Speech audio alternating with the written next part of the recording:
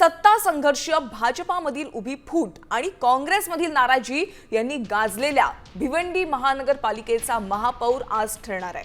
भाजपनं महापौर पद न दिल्यामुळे काँग्रेसला पाठिंबा दिलेल्या भाजपाचे बंडखोर नगरसेवक नारायण चौधरी हे भिवंडीच्या महापौरपदी विराजमान होणार आहेत। मात्र उपमहापौर पदासाठी कुणाची वर्णी लागणार याचा सस्पेन्स अद्याप कायम आहे।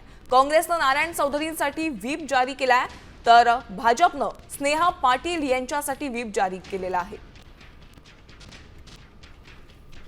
सेक्युलर फ्रंट यांचा महापौर होणार। आम्ही शिवदेव बोलण्यापेक्षा आम्ही आमच्या विचारांची जी लोक आहेत, ज्यांनी आमच्या विचारांचा पुरस्कार केला, त्या लोकांना सोबत घेतलं।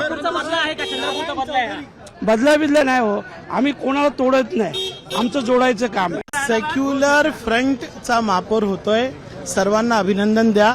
भिवंडीमध्ये सेक्युलर फ्रंट झाला, सेक्युलर फ्रंटचा महापौर होतोय। ते सगळं फ्लोअरवर बघा, जे होईल ते होईल।